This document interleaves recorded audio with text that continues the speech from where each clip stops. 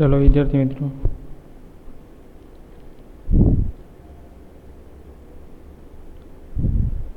હવે આપણે એમ્પિયરના સર્કિટલ નિયમ લીધા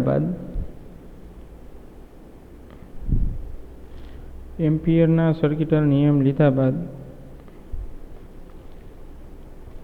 એની બે એપ્લિકેશન લેવાની છે.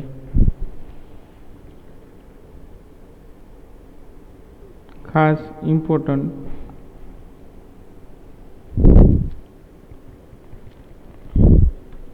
એની બે એપ્લિકેશન લેવાની છે એમ્પિયર સર્કિટલ લો માટે.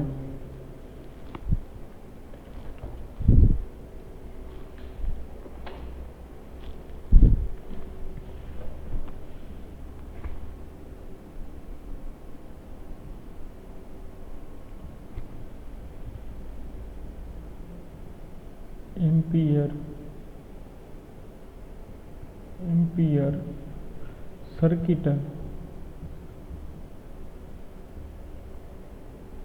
નિયમના ઉપયોગ. જેમ ગોસ લોની બે એપ્લિકેશન હતી, 3 એપ્લિકેશન, એવી જ રીતે એમ્પિયર સર્કિટલના ઉપયોગો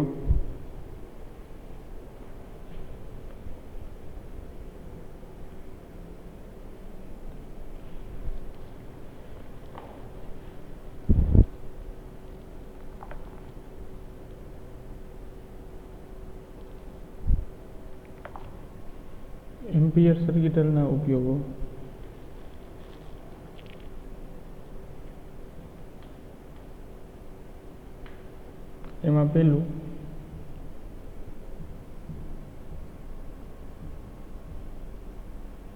સોલેનોઇડ અને બીજું છે ટોરોઇડ.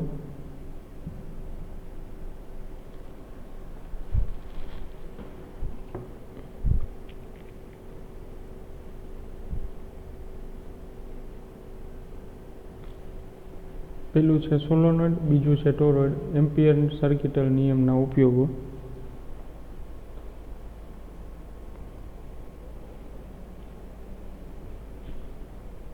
હવે આ બંને જે છે સેમ જ ફંડામેન્ટલ છે, ટોરોઇડ. અને એક હજી આની એક એપ્લિકેશન છે જે આપણા સિલેબસમાં નથી. જૂના સિલેબસ જે છે એમાંય વધારા માટે એક્સ્ટ્રા પ્રવૃત્તિ માટે હતી. અને એ છે ટોકામેક. એ ન્યુક્લિયર પ્રક્રિયાની અંદર જે છે એનો ઉપયોગ થાય છે, ટોકામેક. તો સોલેનોઇડ અને ટોરોઇડ બંને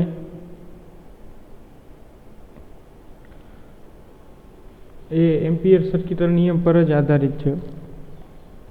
તો હવે આપણે જોઈએ વિદ્યાર્થી મિત્રો કે ભાઈ સોલેનોઇડ છે એ શું છે, સમજીએ સોલેનોઇડ માટે. તો સોલેનોઇડની ડેફિનેશન લઈએ. સોલેનોઇડ, હવે સોલેનોઇડ છે એ તમે લગભગ 10મા ધોરણમાં તમારે આવી ગયું હશે.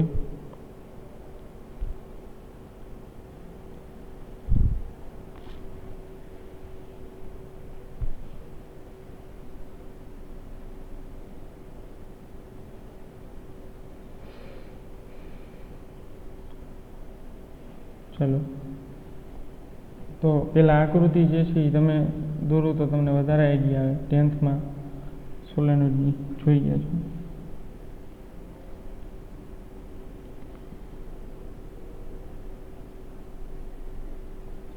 આ આકૃતિ છે સોલેનોઇડની.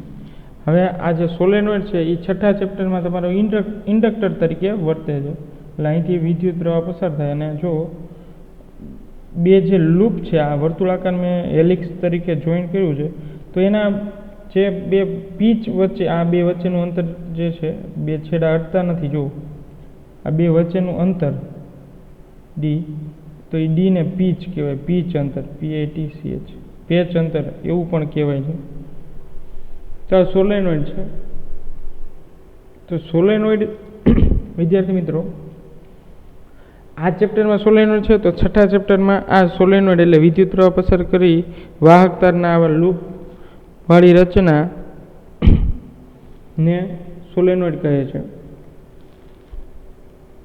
અને એ જ છઠ્ઠા ચેપ્ટરમાં એને આપણે ઇન્ડક્ટર તરીકે ઓળખીએ છીએ.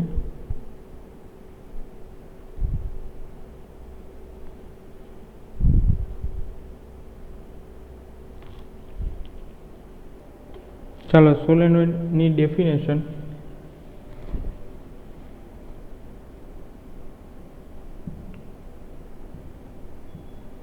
પાસ પાસે વીટેલા અને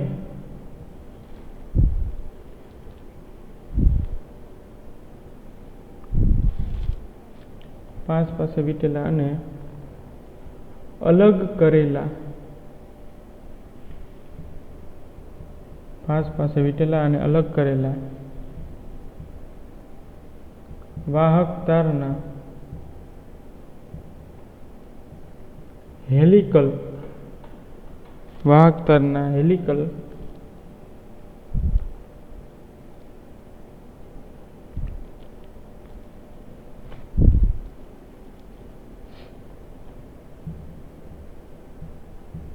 ગૂંચળાને પાસ પાસે વીટેલા અને અલગ કરેલા વાહક તારના હેલિકલ ગૂંચળાને સોલેનોઇડ કહે છે.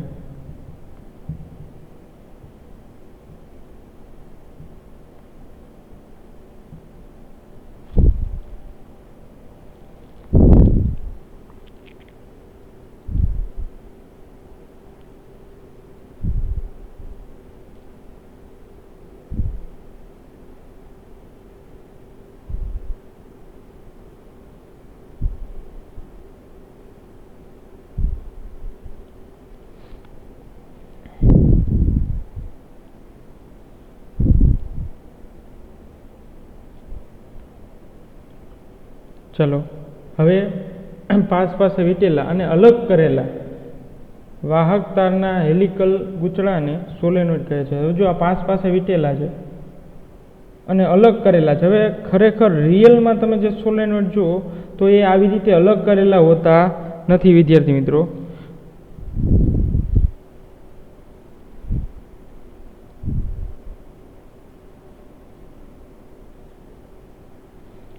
ખરેખર અલગ કરેલા હોતા નથી, પણ એ જે વાયર છે એના ઉપર પ્લાસ્ટિકનું એક આવરણ ચડાવવામાં આવે છે. પ્લાસ્ટિકનું એક પતલું એવું વ્હાઇટ કલરનું ટ્રાન્સપરન્ટ આવરણ ચડાવવામાં આવે છે, જેને ઇન્સ્યુલેટર કહે છે.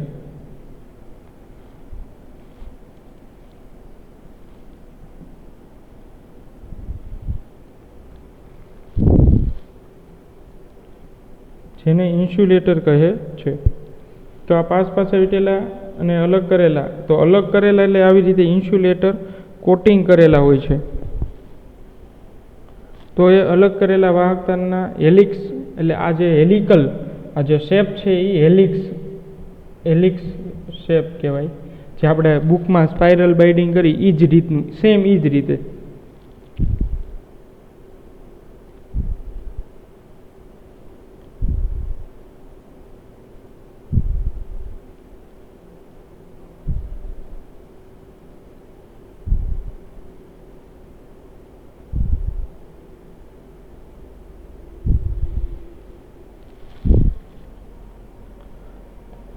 ચલો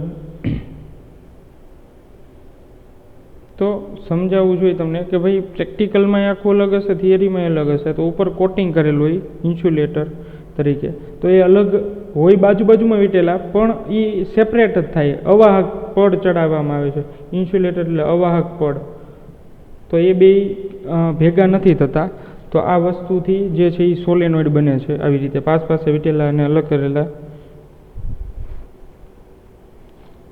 વાહક તારના હેલિકલ ગૂંચળાને સોલેનોઇડ કહે છે. ચાલો પરફેક્ટ સમજણ હોય તો આપણે હવે થોડું આગળ વધીએ.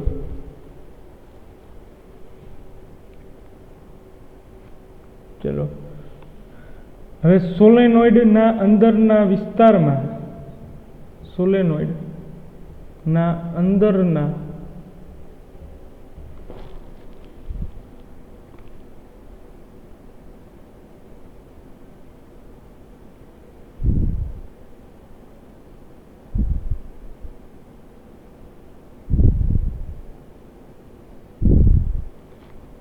સોલેનોઇડના અંદરના વિસ્તારમાં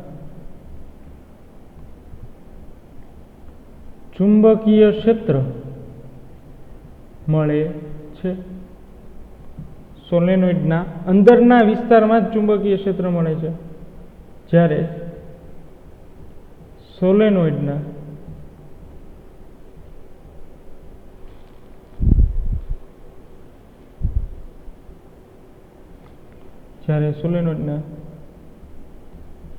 બહારના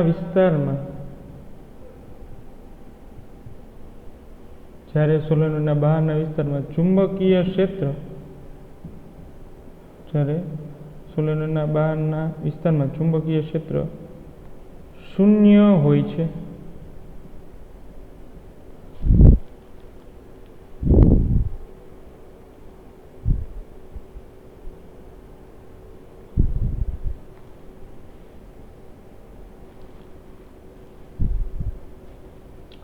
સોલેનોઇડના અંદરના વિસ્તારમાં ચુંબકીય ક્ષેત્ર મળે છે, જ્યારે સોલેનોઇડના બહારના વિસ્તારમાં ચુંબકીય ક્ષેત્ર શૂન્ય હોય છે.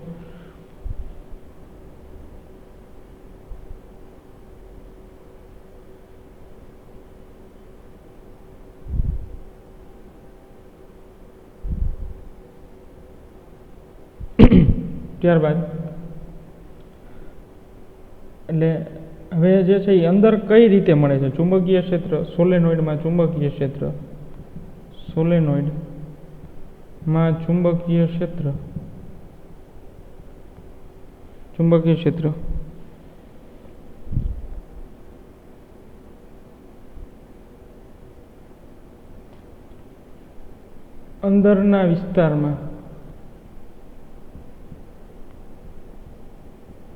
અંદરના વિસ્તારમાં કેવું હોય છે? તો કે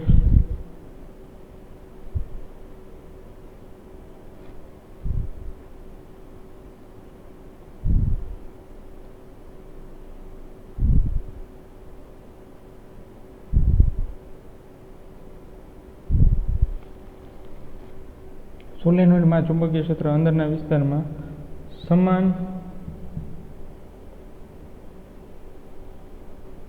અચળ તથા એવું પણ કહેવાય કે સમાંતર ક્ષેત્ર રેખાઓ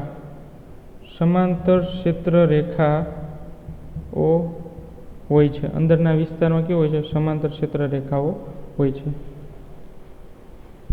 ટૂંકમાં સતત હોય છે.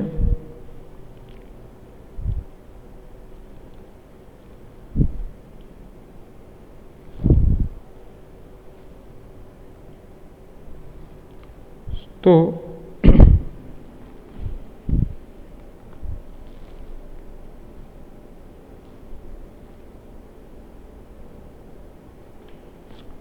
ચલો, તો આ બે વસ્તુ ખાસ યાદ રાખવાની. એટલે ચુંબકીય ક્ષેત્ર કઈ રીતે છે સોલેનોઇડમાં? તો કે આ સોલેનોઇડ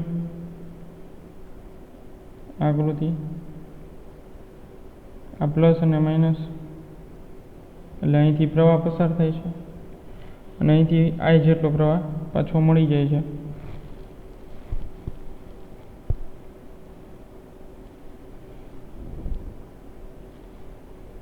અને જે અંદર ચુંબકીય ક્ષેત્ર છે રચાય છે એ આવી રીતે છે. જો ઉપરની જે મેં સેન્ટેન્સ લખેલા છે એ આકૃતિમાં જુઓ તો થોડો વધારે આઈડિયા આવશે. આવી રીતે. અને બહારની તરફ જે છે એ ચુંબકીય ક્ષેત્ર કેવું આવે છે? 0. બહારની તરફ ચુંબકીય ક્ષેત્ર કેવું આવે છે? 0.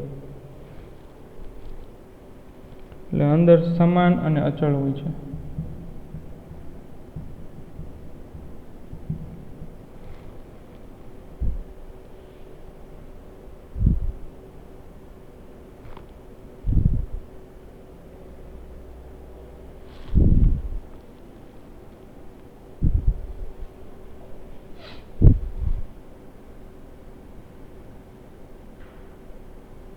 ચલો, તો હવે એનું આપણે જે છે એ પ્રૂફ જોઈએ.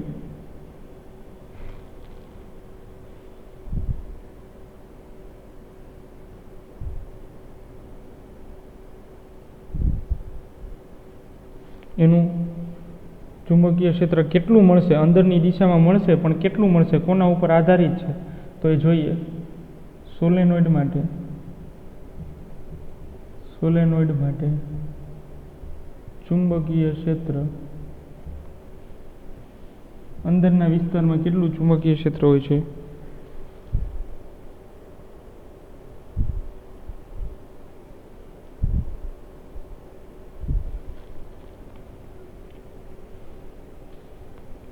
ચલો હવે જો એ જે આ જે ડાયાગ્રામ છે ને એને જ હું થોડો વધારે ઝૂમ કરીને અહીંયા ડ્રો કરું છું.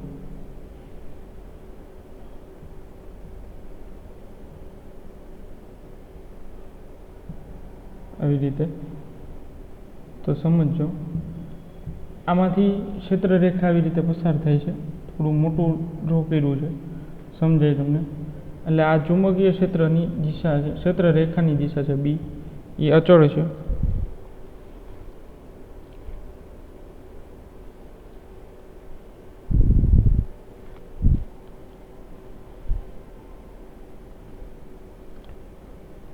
અને હવે હું આવું એક પૃષ્ઠ લઉં છું. એલ લંબાઈ બધી બાજુ ચોરસ જ છે, એટલે એલ બધી બાજુ લંબાઈ ધરાવતું PQRS આવું એક પૃષ્ઠ લઉં છું. તો આ પૃષ્ઠ માટે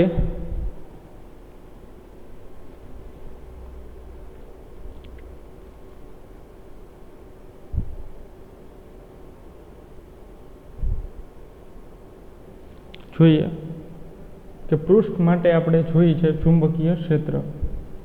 તો જો હવે આખા પૃષ્ઠ માટે મળશે નહીં, આપણે એને ડિવાઈડ કરવા પડશે. જો ઇન્ટિગ્રેશન B.dl યાદ રાખો, શોર્ટમાં જ આપણે કરવું છે, લાંબુ ખોટો વધારે આપણે ટાઈમ નથી બગાડવો. Integration B.dl equal to μ0I. તો આમાંથી પસાર થઈ, આમાંથી પસાર થાય છે. તો એના માટે જોઈએ આપણે આખા લૂપ માટે.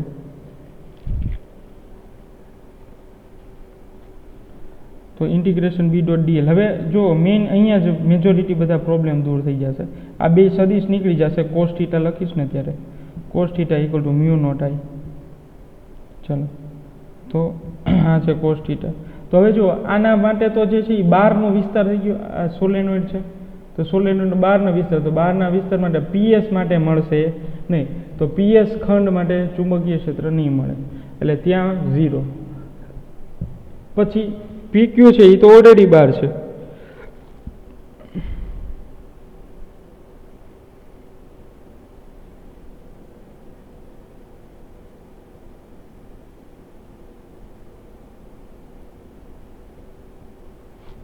ચાલો, તો PQ છે એ ઓલરેડી બહાર છે, તો એને ક્યાંય પણ આપણને ચુંબકીય ક્ષેત્ર મળશે નહીં, 0.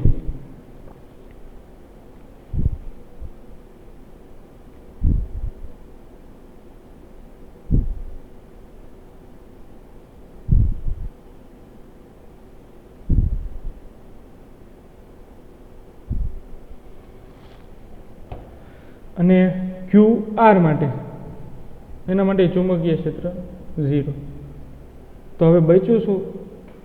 તો કે અંદરનો વિસ્તાર. તો જો તો એ DL છે, એ દિશા એ જ દિશામાં છે, જે DL ખંડ જે દિશામાં છે DL ખંડ, તો એ જ દિશામાં SR છે. તો SR માટે આપણને મળશે, તો કેટલું મળશે? તો કે ઇન્ટિગ્રેશન BDL cos 0 બે સેમ ડાયરેક્શનમાં છે. ચુંબકીય ક્ષેત્ર અને L એ સેમ ડાયરેક્શનમાં છે. BDL cos 0 અને μ0I આ રીતે છે.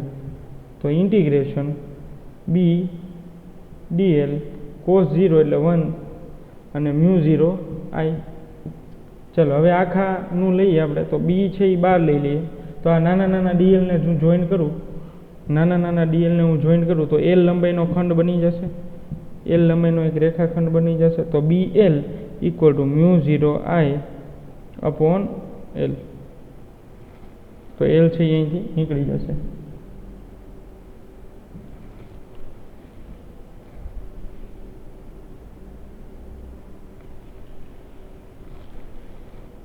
ચલો, B બરાબર μ0I અપોન L. હવે જો સોલેનોઇડ N આટાનું બનેલું હોય, હવે જો સોલેનોઇડ N આટાનું બનેલું હોય ત્યારે તો આગળની સૂત્રની કોપી કરીએ આપણે.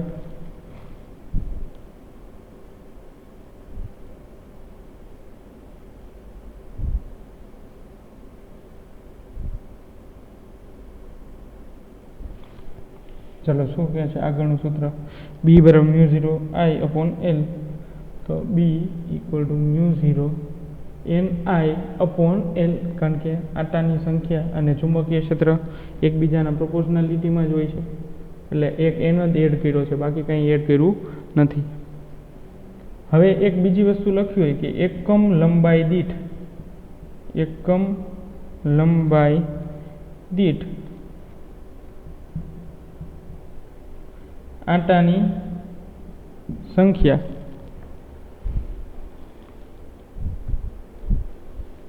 એકમ લંબાઈ દીઠ આટાની સંખ્યા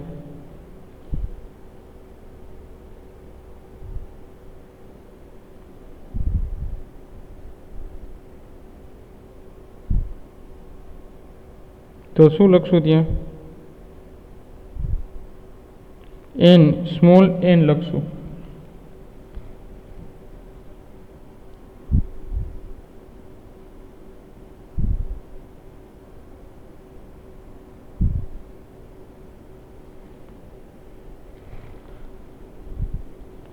સ્મોલ એન બરાબર કેપિટલ એન અપોન એલ. ચલો તો ત્યાં સ્મોલ એન લખી નાખીએ, એટલે બી બરાબર મ્યુ 0 સ્મોલ એન આઈ, જ્યાં સ્મોલ એન જે છે એ શું છે? એકમ લંબાઈ દીઠ આટાની સંખ્યા. તો વિદ્યાર્થી મિત્રો, આના ઉપરથી એક નિષ્કર્ષ કાઢી શકીએ કે સોલેનોઇડ જે છે એ કોના ઉપર આધાર રાખે છે, અથવા તો સોલેનોઇડની અંદર રહેલું ચુંબકીય ક્ષેત્ર કોના ઉપર આધાર રાખે? તો કે આટાની સંખ્યા, એટલે નંબર ઓફ ટર્ન્સ, આટાની સંખ્યા ઉપર આધાર રાખે.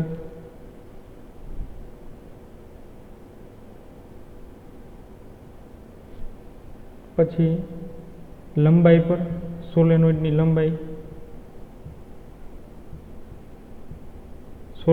લંબાઈ ઉપર આધાર રાખે. સોલેનોઇડની ત્રિજ્યા ઉપર આધાર રાખતું નથી, ખાસ યાદ રાખજો. સોલેનોઇડની ત્રિજ્યા ઉપર આધાર રાખતું નથી, લંબાઈ પર આધાર રાખે છે. અને પસાર કરેલો પ્રવાહ, આ ત્રણ વસ્તુ પર આધાર રાખે છે.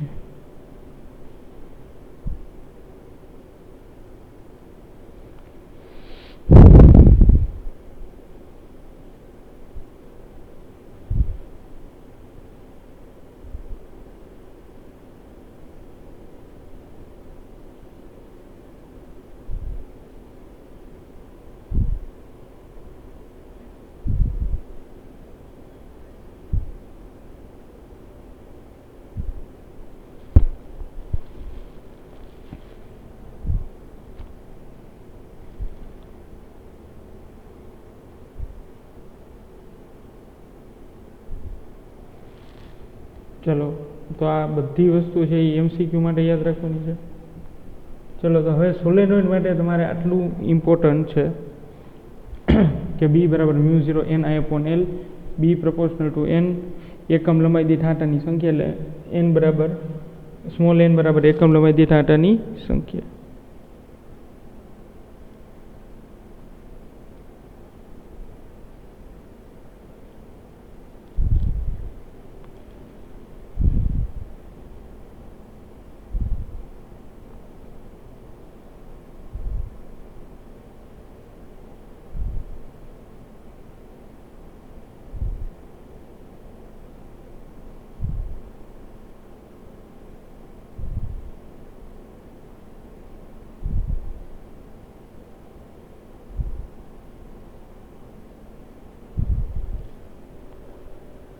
ચલો તો સોલેનોઇડ જે છે એ પોર્શન આખો એમ્પિયર લો પર ડિપેન્ડ કરે છે. જો એટલે અંદર જ મળશે, એટલે cos 0 હશે ત્યારે જ મળશે.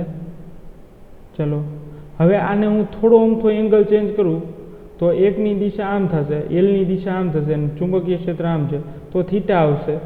જો હું થોડો અમથો એંગલ ચેન્જ કરું, જો થીટા ઇક્વલ ટુ 30 ડિગ્રી, એટલે લંબાઈ જે છે એ આમ હોય અને ચુંબકીય ક્ષેત્ર આમ હોય. આ લંબાઈ છે તારની અને ચુંબકીય ક્ષેત્ર બી, તો આ થીટા બન્યો 30 માટે. તો બી બરાબર BDL equal to mu not I, અને અહીંયા આવશે બી ઇન્ટિગ્રેશન ડીએલ કોસ 30ની વેલ્યુ ડાયરેક્ટ આવશે, એટલે integration BDL cos 30 equal to mu not I.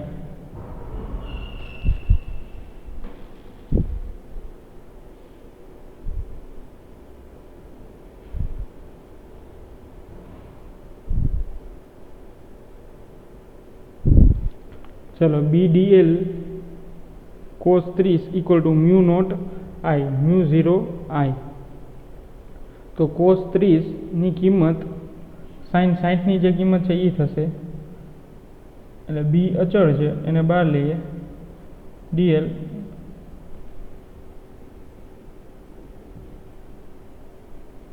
ચલો એક જ મિનિટ. હા, cos 30ની કિંમત અને બી બે બાર લઈએ, એટલે cos 30ની કિંમત થશે √3/2 integration DL equal to mu not I. ચલો તો બી ઇક્વલ ટુ DLને કમ્બાઈન કરીએ એટલે L મળશે, તો BL √3/2 ઇન્ટુ મ્યુ 0 આઈ. ચલો તો 2 સામેની બાજુ જવા દઈએ, એટલે નીચે બી જવા, બી ફાઇન કરવો છે, તો મ્યુ 0 આઈ 2 જે છે એ સામે મલ્ટીપ્લાયમાં જશે, એટલે 2 મ્યુ 0 આઈ અપોન √3 અપોન L. તો આટલું મેગ્નેટિક ફિલ્ડ મળે સોલેનોઇડ દ્વારા, બી બરાબર 2 મ્યુ 0 આઈ અપોન √3L, જો થીટા બરાબર 30 આપેલો હોય ત્યારે. જો થીટા બરાબર 60 ડિગ્રી આપેલો હોય તો જે બી બરાબર મ્યુ 0 NI અપોન L છે એના ભાગ્યા 2 થશે, કારણ કે cos 60ની વેલ્યુ થશે 1/2, એટલે કે 0.5. ચાલો વિદ્યાર્થી મિત્રો, આટલું આજના લેક્ચરમાં રાખીએ. હવે નેક્સ્ટ લેક્ચરમાં આપણે ટોરોઇડ વિશે સમજવાનું છે. તો સોલેનોઇડ જે છે એ 10th બેઝ છે, પણ આમાં જે નવી વસ્તુ એડ થઈ છે એ તમારે લખવાની છે કે સોલેનોઇડની અંદરના વિસ્તારમાં ચુંબકીય ક્ષેત્ર સમાન, અચળ અને ક્ષેત્રરેખા સમાંતર હોય છે. પછી એક પૃષ્ઠ લીધો છે આપણે, તો પૃષ્ઠના અલગ અલગ ખંડ માટે PS, PQ અને QR એ બધાનું ઇન્ટિગ્રેશન કરશું, સંકલન કરશું, તો જો એ સતત હશે એનું જ સંકલન થશે. એટલે અડધો ભાગ છે એ બહાર છે સોલેનોઇડનો, અડધો ભાગ અંદર છે, તો એના માટે પણ ચુંબકીય ક્ષેત્ર જે છે એનું સંકલન કરશો DL નાના ખંડનું, તો અડધા માટે ચુંબકીય ક્ષેત્ર રેખા પસાર થાય છે, અડધા લંબાઈ માટે નથી થતી, તો એનું ઇન્ટિગ્રેશન છે એ 0 જ થશે Lનું, એટલે ટોટલી ચુંબકીય ક્ષેત્ર જે છે એ 0 થશે. ચલો એ જ રીતે જો સોલેનોઇડ n આંટાવાળું હોય તો મ્યુ 0 NI અપોન L, અને એકમ લંબાઈ દીઠ આંટાની સંખ્યા એટલે small n equal to n upon L, જ્યાં કેપિટલ N છે એ આંટાની સંખ્યા છે અને L છે એ સોલેનોઇડની લંબાઈ છે. તો આ MCQ માટે યાદ રાખવાનું છે કે સોલેનોઇડનું ચુંબકીય ક્ષેત્ર કોના ઉપર આધાર રાખે, તો કે આંટાની સંખ્યા, પછી સોલેનોઇડની લંબાઈ અને પ્રવાહ, ત્રિજ્યા ઉપર અથવા તો વ્યાસ પર આધાર રાખતું નથી. અને અલગ અલગ કેસ જોયા કે જો થીટા હોય તો ટૂંકમાં થીટા cos 0ની વેલ્યુ માટે મેક્સિમમ મેગ્નેટિક ફિલ્ડ મળશે. જો થીટાની વેલ્યુ ચેન્જ કરતા જઈએ અને મેક્સિમમ કરીએ તો એના માટે મેગ્નેટિક ફિલ્ડ 0 થશે, અને 30 માટે 60 માટે જેમ જેમ વેલ્યુ વધતી જશે એમ ચુંબકીય ક્ષેત્ર ઘટતું જશે, અને cos 90 માટે 0 થશે. ચલો તો ટોરોઇડની આવી જ કંઈક એપ્લિકેશન છે, પણ એ આપણે હવે નેક્સ્ટ લેક્ચરમાં જોઈશું.